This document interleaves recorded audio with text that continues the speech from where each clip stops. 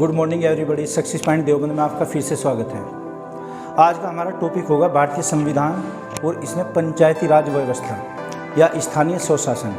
देखना आजकल परीक्षाओं में इससे काफ़ी क्वेश्चंस पूछे जा रहे हैं, तो हम इसमें कुछ तकनीकी पहलुओं पर आज चर्चा करने वाले हैं। स्टार्टिंग से कि इसमें कौन कौन सी समितियाँ बनाई गई और किस समिति का क्या कार्य था, वर्तमान में किस समिति की सिफारिशें लागू हैं, पंचायती राज व्यवस्था को किन किन नामों से जाना जाता है और इसकी शुरुआत कहाँ से हुई है, तो इनके बारे में आज ये डिफ्रेंशिएट करके तमाम ये सब चीज़ें जानेंगे। स्टार्ट करते हैं पंचायती राज। देखना पंचायती राज, इसके क्या क्या नाम होंगे। पंचायती राज, लोकतांत्रिक विकेंद्रीकरण, डेमोक्रेटिक डिसेंट्रलाइजेशन, और एक नाम होगा शक्तियों का हस्तांतरण। इसका मतलब क्या हुआ कि शक्तियां जो केंद्र सरकार के पास होती फिर राज्य सरकार को दी गई हैं, और राज्य सरकार से फिर ये स्थानीय स्वशासन यानी कि ग्राम प्रधानों को भी दी गई हैं। तो शक्तियों का हस्तांतरण, स्थानीय स्वशासन, लोकल गवर्नमेंट। तो स्थानीय स्वशासन की शुरुआत क्वेश्चन आता है कि आधुनिक भारत में किसने की थी, लॉर्ड रिपन ने। ये सब इसके नाम हो जाएंगे। पंचायती राज, लोकतांत्रिक विकेंद्रीकरण, सत्ता का या शक्तियों का हस्तांतरण, और स्थानीय स्वशासन, लोकल गवर्नमेंट। और ये संविधान के भाग 9 में इसका एक आर्टिकल नंबर 40, ये भाग 4 में भी लिखा हुआ है, DPSP, directive principle of state policy. तो भाग 9 में दिया गया है। भाग 9 में आर्टिकल नंबर कितना हो जाएगा, 243। इसमें फिर संशोधन किया गया था, संशोधन करके फिर उसके पार्ट बनाए गए 16, और एक आ जाएगा आर्टिकल नंबर 40। ये किस पार्ट में है, पार्ट नंबर 4, पार्ट 4। भाग 4 में DPSP के बारे में, DPSP, directive principle of state policy, राज्य के नीति निर्देशक तत्व, उसमें आर्टिकल नंबर 40 में भी एक्सप्लेन किया गया है। और एक ये अनुसूची शेड्यूल हमने जोड़ी थी 11वीं अनुसूची, ये 73वां संविधान संशोधन हुआ था, 73वां संविधान संशोधन 1992। लेकिन जो शर्तें लागू जो प्रभावी हुई थी वो 1993 में हुई थी, 24 अप्रैल सन 1993 में। यही कारण है कि पंचायती राज दिवस 24 अप्रैल को प्रतिवर्ष मनाया जाता है। तो इसके नाम हो जाएंगे ये। और भाग ये कहाँ पर मेंशन है संविधान में, भाग 9 में और अनुच्छेद नंबर 243, भाग 4 में आर्टिकल नंबर 40 अनुच्छेद नंबर 40 में, और ये अनुसूची नंबर 11 शेड्यूल नंबर 11 में। ये शेड्यूल कब जोड़ी गई, 73वां संविधान संशोधन 1992 में किया गया था, और 24 अप्रैल 1993 में इसे प्रभावी लागू कर दिया गया था। यही कारण है कि प्रत्येक वर्ष हम 24 अप्रैल को पंचायती राज दिवस मनाते हैं। इससे संबंधित फिर कुछ समितियाँ भी हैं। अच्छा, एक चीज़ इसमें ये भी आती है, समिति से पहले देखिएगा आप कि इसको लागू करने के लिए ये लागू कब हुआ था। पंचायती राज व्यवस्था वैसे तो हम मानते हैं कि राजस्थान से शुरू हुआ 2 अक्टूबर सन 1959, 2 अक्टूबर 1959 को। ये उसमें हुआ नागौर में। नागौर लागू होने की डेट क्या थी, 2 अक्टूबर सन 1959। ये नागौर में लागू हुआ था। नागौर कहाँ पर है, राजस्थान में, नागौर राजस्थान। लेकिन अगर ये क्वेश्चन आता है कि प्रायोगिक रूप से कहाँ पर लागू किया गया था, तब इसका आंसर हम आंध्र प्रदेश लगाएंगे। उसमें एक ज़िला पड़ता है गुंटूर जिला, रंगारेड्डी गुंटूर जिला, वहाँ पर उसके कुछ क्षेत्र में लागू किया गया था प्रायोगिक रूप से, एक्सपेरिमेंटली।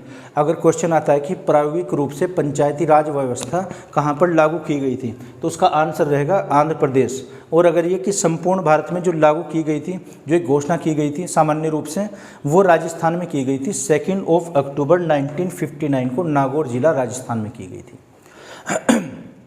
इसका एक गांव पड़ता है संघाली, कुछ ऐसा कुछ नाम है, उस तालुका में, बगाती सा, हाँ कुछ ऐसा है नाम, मेरे एग्जैक्ट याद नहीं है। तो ये, लेकिन अगर क्वेश्चन यह है कि प्रायोगिक रूप से एक्सपेरिमेंटली कहाँ पर, तब क्या आंसर लगाएंगे हम, आंध्र प्रदेश तथा राजस्थान। अगर ये दोनों आते हैं तब ये आंसर लगाएंगे। अच्छा, 73वां संविधान संशोधन जिसमें हमने 11वीं अनुसूची जोड़ी थी, तब उसके लागू की डेट आई थी, क्योंकि संशोधन के बाद में उसमें 29 विषय जोड़े गए थे। वो जो लागू होने की बात हुई वो मध्य प्रदेश में हुई थी। देखना, अगर ये क्वेश्चन आता है कि 73वां संविधान संशोधन 1992 में हुआ था, जो 93 में लागू हुई थी। ये लागू अब कहाँ पर हुई, जब इसमें 29 सब्जेक्ट्स थे, 29 विषय, ये 29 विषय, ये कहाँ पर लागू की गई, ये MP में, मध्य प्रदेश में लागू की गई थी। अब इसके 3 आंसर हुए, क्या क्या? सामान्य रूप से पंचायती राज व्यवस्था कहाँ पर लागू की गई? राजस्थान में, इन 1959, 2 अक्टूबर। और अगर ये आता है कि प्रायोगिक रूप से कहाँ पर लागू की गई, एक्सपेरिमेंटली, तब इसका आंसर हम लगाएंगे 1956 आंध्र प्रदेश। और अगर ये क्वेश्चन आता है कि 73वां संविधान संशोधन 1992 में जो किया गया था, यानी कि जब इसने कानूनी रूप लिया था, एक वैधानिकता का रूप लिया, उसके बाद कहाँ पर लागू की गई थी, तब इसका आंसर हो जाएगा मध्य प्रदेश। समझ आ रहे हैं आपकी? ठीक है जी। तो मध्य प्रदेश, आंध्र प्रदेश और राजस्थान, मोस्ट एप्रोप्रिएट जो आंसर होगा वो राजस्थान होता है। अच्छा, इसमें आरक्षण की अगर बात करते हैं कि आरक्षण कितने प्रतिशत दिया गया था, तो 33% लेकिन जब इसका वैधानिक रूप लिया गया था 73वें संविधान संशोधन के बाद मध्य प्रदेश में, वहाँ पर 33% रिजर्वेशन की बात हुई थी, लेकिन कुछ राज्यों ने 50% भी देना स्टार्ट किया है। उत्तर प्रदेश में 50% रिजर्वेशन दिया जाता है महिलाओं के लिए स्थानीय स्वशासन में, है ना। जैसे चेयरमैन बनते हैं, ग्राम प्रधान बनते हैं, तो ग्राम प्रधान या फिर जो वार्ड मेंबर बनते हैं उसमें 33% रिजर्वेशन फीमेल के लिए रिजर्व है वो। सेकंड, उसके बाद ये बिहार में किया गया, उत्तर प्रदेश में, भारत में 20 से अधिक राज्यों में लागू है कि 50% रिजर्वेशन होता है वहाँ पर। सबसे पहले बिहार में किया गया था। तो इसमें विषय कितने हैं? और after 73rd of constitutional amendment विषय हो जाएंगे 29।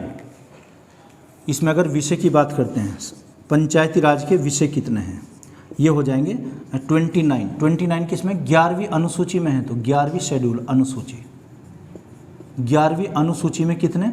29। लेकिन अगर बात करते हैं हम आर्टिकल नंबर 243, ये कितना है? 243 ए, फिर बी, सी, डी, इस तरीके से कहाँ तक है? ओ तक है। इसका मतलब यहाँ पर 16 विषय हैं, फिर 16 विषय, यानी कि 16 अनुसूची, इसके 16 अधिनियम बने हुए 16, ये किसमें? आर्टिकल नंबर 243 में। अगर क्वेश्चन ये पूछते हैं कि आर्टिकल 243 यानी कि भाग 9 में इसके कितने अनुच्छेद हैं, तब तो हम इसके भाग बताएंगे। अनुच्छेद 16, ये ओ तक है। 243, 243 ए, 243 बी, 243 सी, 243 ओ तक है। तो ओ का कोड कितना होता है? रीजनिंग में पढ़ते हैं 15, है ना। ओ और एक उसमें एक्स्ट्रा 243 भी गिना जाएगा, फिर ए बी सी डी, तो वो भी गिना जाएगा। कितने हुए टोटल? 16 हो जाएंगे। तो ये 16 तक है, यानी कि 23 और 23 ए बी सी 16, 15 तो ये हुए और एक 243 अपने आप में है। तो 16 विषय हैं। और 11वीं अनुसूची में कितने? 29। तो अगर ये क्वेश्चन आता है कि पंचायती राज अधिनियम में कितने अनुच्छेद हैं, सिर्फ इसी के पर्टिकुलर, वो 16 होंगे। विषय कितने हैं? और अंडर शेड्यूल नंबर 11, तो उसमें आ जाएंगे 29। 11वीं अनुसूची कब जोड़ी गई थी? 73वां संविधान संशोधन 1992 में हुआ था, कंप्लीट, है ना। और उसमें जो लागू किया गया था या प्रभावी हुआ था 24 अप्रैल सन 1993 में हुआ था। तो इसलिए पंचायती राज दिवस हम कब मनाते हैं? 24 अप्रैल। सबसे पहले एक कार्यक्रम शुरू किया था नेहरू जी ने, जब आम चुनाव हुए 1952 में। तो 1952 में कार्यक्रम चला, सामुदायिक विकास कार्यक्रम, कम्युनल डेवलपमेंट प्रोग्राम, लेकिन किसी कारणवश ये फेल हुआ था, क्योंकि इसमें लीड करने के लिए कोई व्यक्ति नहीं था या कोई पदाधिकारी होगा। जैसे ग्राम प्रधान का कोई कंसेप्ट ऐसा नहीं था। उसके बाद में जब ये प्रोग्राम फेल हुआ, असफल हुआ, तो नेहरू जी ने फिर एक समिति गठित की थी। उनका नाम था ये बलवंत राय मेहता समिति, BR मेहता समिति। उन्होंने त्रिस्तरीय एक संविधान जो ये प्रक्रिया थी पंचायती राज की, वो 3 टीयर्ड आधारित की गई, जिसमें एक जिला पंचायत होगा और ब्लॉक प्रमुख या क्षेत्रीय पंचायत और एक ग्राम पंचायत। ये 3 पिरामिडिकल मॉडल दिखाई दे रहा है यहाँ पर, ओके। तो इसके 3 स्तर बनाए गए। पहला स्तर क्या था इसका? ग्राम पंचायत। सेकंड नंबर पर आ जाएगा क्षेत्रीय पंचायत, क्षेत्रीय पंचायत, या इसी का नाम है पंचायत समिति। ये कौन सा टीयर हो जाएगा? सेकंड। थर्ड टीयर में क्या आ जाएगा? जिला पंचायत या परिषद, ये टॉप पर होगा, एक के ऊपर एक। इनको टीयर बोलते हैं। जैसे ताश की गड्डी होती है, वो एक पंक्ति में होगी, एक के ऊपर एक टीयर्ड, है ना। तो टियर्ड या टायर्ड कुछ भी स्तर बोल सकते हैं। त्रिस्तरीय पंचायती राज व्यवस्था की उन्होंने संकल्पना प्रस्तुत की थी। किसने? बलवंत राय मेहता समिति। गठन कब किया गया था? 1956 में। और अपनी रिपोर्ट जो सौंपी थी 1958 में, और जो एक्सेप्ट इनको राष्ट्रीय विकास परिषद ने दी थी 1958 में। उसके बाद में जब प्रभावी हुआ था तो ये राजस्थान के नागौर जिले में इसकी सिफारिशें लागू की गई थी। तो इससे संबंधित समितियाँ बनाई गई। एक बार इनके बारे में हम डिस्कस कर लेते हैं। तो 7 समितियाँ, बलवंत राय मेहता समिति, सादिक अली समिति, संथानम समिति, एक आ जाएगी इसमें राव समिति, और एक है सिंधवी समिति। और सिंधवी समिति के बाद जो बनी थी ये पीके थुंगन समिति। इनमें डिफरेंस क्या हुआ? बलवंत राय मेहता समिति सबसे पहले गठित की गई थी। रिकमेंडेशन क्या, सिफारिश या संस्तुति दी अपनी कि भारत में त्रिस्तरीय पंचायती राज व्यवस्था लागू की जाएगी, और जिसकी सिफारिशें आज तक भी लागू हैं। पूरे भारत में यही काम करती है। कहीं कहीं पर किसी तालुके में, किसी राज्य में द्विस्तरीय भी है, कहीं पर 4 स्तरीय भी हैं। सेकंड, संथानम समिति। संथानम समिति इसके फाइनेंस से, इसके एक वैधता से संबंधित है ना, कि इसको फाइनेंस यानी कि वित्त कहाँ से दिया जाएगा। जब समिति ये बनाई गई उसके बाद में यहाँ पर पंचायती राज के चुनाव हुए, उनके लिए फंडिंग कहाँ से होगी। सेकंड, ये थर्ड दिया है जो सादिक अली समिति। सादिक अली समिति राजस्थान में पंचायती राज से संबंधित है। अगर ये क्वेश्चन आता है कि राजस्थान से कौन सी संबंधित है, सादिक अली समिति, ये भी है तो पंचायती राज से ही। किस राज्य के पंचायती राज से? राजस्थान के। अशोक मेहता समिति, नेक्स्ट देखते हैं। अशोक मेहता समिति, इन्होंने क्या रिकमेंडेशन दी थी कि भारत में जो पंचायती राज व्यवस्था होगी ये त्रिस्तरीय ना होकर द्विस्तरीय होनी चाहिए। कहीं राज्यों में द्विस्तरीय भी लागू है, लेकिन मोस्ट ऑफ स्टेट्स वहाँ पर 3 टियर्ड लागू है। नेक्स्ट देखते हैं पीवी राव समिति। पीवी राव समिति भी इसके एक वित्तीय संबंध से संबंधित है। सिंधवी समिति और थुंगन समिति, पीके थुंगन और सिंधवी समिति, इसका गठन कब किया गया था? 1986 में। इसने अपनी रिपोर्ट दी थी 1987 में। और पीके थुंगन समिति ये पंचायती राज व्यवस्था के संवैधानिक दर्जे से संबंधित है। इनके आधार पर ही कौन सा 73वां संविधान संशोधन किया गया था, जिसके तहत 11वीं अनुसूची जोड़ी गई थी। तो इसमें एक तो ये इम्पोर्टेंट है ज़्यादा, सिंधवी और पीके समिति, और एक बलवंत राय मेहता समिति। बलवंत राय मेहता समिति की उसका फाइनेंस कहाँ से होगा? सेकंड, जो उसको संवैधानिक दर्जा मिला था, वैधानिक दर्जा, वो 11वीं अनुसूची जब जोड़ी गई थी 1992 में, 1992 में ये था। और क्या अशोक मेहता समिति में बताया गया 2 स्तर होंगे जी? तो सर कौन सा स्तर होगा इसमें से? अशोक मेहता समिति में 2 टियर्ड की बात हुई है, 2 दोहरे स्तर की। तो इसमें क्षेत्रीय पंचायत नहीं होगा, जिला स्तर पर जिला पंचायत होगा, ग्राम स्तर पर ग्राम पंचायत होगा, और एक ग्राम सभा भी होता है। ग्राम सभा क्या हुआ? ग्राम सभा होती है जैसे गांव में आपने देखी वोटर लिस्ट, वोटर लिस्ट में जिसका नाम दर्ज है, जिसका नामांकन है, समझो ग्राम सभा है। एक गांव की अगर पॉपुलेशन 10,000 है, वहाँ की पॉपुलेशन, जिसमें बच्चे भी शामिल हैं, देखना एक तो वयस्कता की एज होगी, वयस्क किसे कहा जाएगा? जो 18+ होंगे। संविधान का 61वां संविधान संशोधन उसमें किया गया था। 61वां संविधान संशोधन 1989 में, राजीव गांधी उस टाइम पर पीएम थे, कि वोटर्स की आयु 21 वर्ष से घटाकर 18 वर्ष की गई थी, 18 ईयर्स। जो 18 वर्ष या उससे अधिक का है, उस गांव का निवासी और जिसका नाम सूची में दर्ज है, नाम ये निर्वाचन सूची जो होती है वोटर लिस्ट, अगर वोटर लिस्ट में उसका नाम है, वो ग्राम सभा कहलाएगा। ग्राम सभा के सदस्य ग्राम पंचायत के सदस्यों का चुनाव करते हैं। ग्राम पंचायत में कौन कौन आते हैं? ग्राम प्रधान और वार्ड मेंबर आएंगे उसमें। एक गांव में एक प्रधान, और मान लीजिए वहाँ पर 9 वहाँ के वार्ड मेंबर हुए, तो वार्ड मेंबर हमेशा विषम संख्या में होते हैं। जैसे 7 वार्ड मेंबर हो जाएंगे, 9 हो जाएंगे, 11 या फिर 13 या फिर 15 हो जाएंगे। अगर एक गांव में 9 वार्ड मेंबर हैं और एक ग्राम प्रधान, कितने टोटल हुए? 10 मेंबर्स, 10 मेंबर्स हुए। तो ये जो 10 मेंबर होंगे वो ग्राम पंचायत के सदस्य होंगे। ग्राम पंचायत के सदस्यों का चुनाव ग्राम सभा के सदस्य करते हैं। ग्राम सभा के कौन होते हैं? Voter list. आप ये समझिए, वोटर लिस्ट को ग्राम सभा कहा गया है। जैसे हम ग्राम सभा के सदस्य हैं, अब हम वहाँ पर वोटिंग करेंगे, वो ग्राम पंचायत के सदस्यों का चुनाव करते हैं, निर्वाचन करते हैं। ठीक है ना? देखना, निर्वाचन सभी का होता है, चुनाव एक का होता है उसमें, जिसके लिए वोट डलती है वहाँ निर्वाचन वर्ड है। ठीक है जी? तो ये त्रिस्तरीय होगी।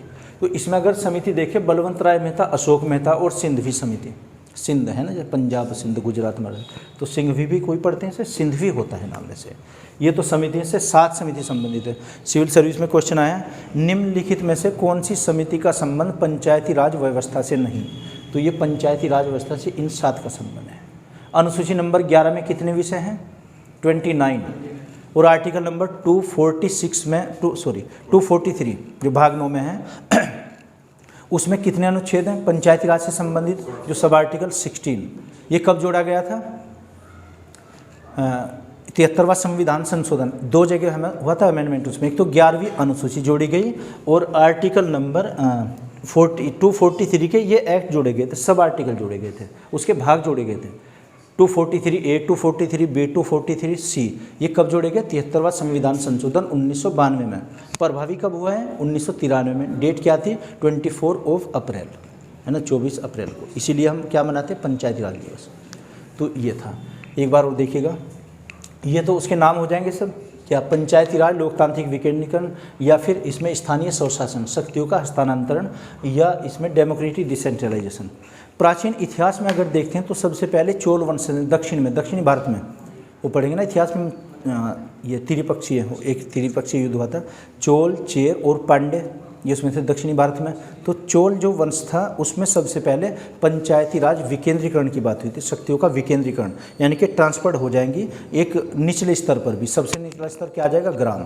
तो ग्राम को उस जमाने में उर कहा गया, उर, है ना। सेकंड अगर देखते हैं मध्यकालीन इतिहास में कोई ऐसा खास ये नहीं मिलता, हालांकि गयासुद्दीन तुगलक के शासनकाल में हो सकता है, लेकिन आधुनिक काल में जब गवर्नर जनरल बने थे लॉर्ड रिपन का शासनकाल रहा है 1882-84, 1880 से 1884 तक। उन्होंने 1882 में स्थानीय स्वशासन को बढ़ावा दिया था और दक्षिणी भारत में इसका काफ़ी चलन हुआ, कुछ ताल्लुकों में, कुछ ज़िलों में हुआ, है ना। उस टाइम यानी कि ग्राम प्रधान कहते थे उसको। ये तो जब हमने संविधान हमारा लागू हुआ उसमें कहा गया है, लेकिन कोई उसमें लोकल हेड हो जाता होगा, या फिर लंबरदार बनते थे, जमींदार बनते थे, वो टैक्स भी वसूलते थे। तो आधुनिक काल में किसके शासनकाल में? Lord Ripon. लेकिन जब पंचायती राज व्यवस्था लागू हुई यहाँ पर, इसमें त्रिस्तरीय बलवंत राय मेहता समिति की सिफारिशों के आधार पर पंचायती राज का शिल्पीकार बलवंत राय मेहता, है ना, और ये पंचायती राज का वास्तुकार या डिजाइनर बलवंत राय मेहता, ये लगाएंगे हम आंसर। इसकी सिफारिशों के आधार पर बलवंत राय मेहता। गठन कब हुआ? 1956 में। रिपोर्ट अपनी कहीं पर ये 57 भी है लिखा हुआ। 58 में एनडीसी ने इसकी जो वो थी सिफारिशें उनको मान्यता दी और 59 में लागू कर दिया गया। त्रिस्तरीय पंचायती राज व्यवस्था। जी सर। जैसे मध्य प्रदेश, आंध्र प्रदेश, राजस्थान। अच्छा, इसके लागू की फिर अलग अलग हैं। 73वां संविधान संशोधन लागू, या फिर हम समितियों की सिफारिश की बात करते हैं। ये जो बलवंत राय मेहता समिति है, देखना 1956 में गठन, इसकी सिफारिशों को 58 में मान्यता दी गई थी। किसने? एनडीसी ने। एनडीसी क्या होता है? नेशनल डेवलपमेंट काउंसिल, एनडीसी, राष्ट्रीय विकास परिषद। इसने क्या दी? इसको मान्यता दी। और 1959 को ये राजस्थान के नागौर में लागू हुआ। ये तो यहाँ पर है। लेकिन जो अगर इसी की बात करते हैं, बलवंत राय मेहता जब पूरे भारत में ये लागू हुआ, है ना, तो यहाँ से बाद में हुआ था फिर ये आंध्र प्रदेश में लागू हुआ 60 में, 1960। उसके बाद में फिर ये हुआ तमिलनाडु में, तमिलनाडु के साथ साथ असम में भी लागू हुआ था। असम के बाद में फिर ये महाराष्ट्र में लागू हुआ, महाराष्ट्र के बाद गुजरात में लागू हुआ। ये इनका क्रम होगा। अगर यह है कि पंचायती राज व्यवस्था नेहरू जी ने कहाँ पर लागू की, घोषणा कहाँ से हुई? नागौर से, है ना। उसके बाद में कहाँ पर? आंध्र प्रदेश के बाद असम, तमिलनाडु, उसके बाद में कर्नाटक के बाद में गुजरात, फिर पूरे भारत में ही लागू हुआ। लेकिन जब संवैधानिक दर्जा दिया गया था, किस समिति की सिफारिशों के आधार पर? सिंधवी समिति की सिफारिशों के आधार पर। अगर ये ऑप्शन में नहीं होगा, फिर पीके थुंगन समिति की सिफारिशों के आधार पर इसको कानूनी दर्जा यानी कि संवैधानिक दर्जा प्राप्त हुआ। अब कहाँ पर लागू हुआ? ये एमपी में लागू किया गया था। फिर एमपी जब 11वीं अनुसूची जोड़ी गई, सबसे पहले जो इलेक्शन हुआ था 1994 में, ये अनुसूची कब लागू हुई थी? 1993। और इलेक्शन कब हुए थे? 1994 में मध्य प्रदेश में हुए थे, जिसमें एक्ट लिखे हुए थे कि उसमें विषय कितने? 29, ये सब चीज़ें थी। संसद का कोरम होता है, ग्राम प्रधान का भी होता है। इसका भी कोरम हो जाएगा 2/5 भाग, 2/5।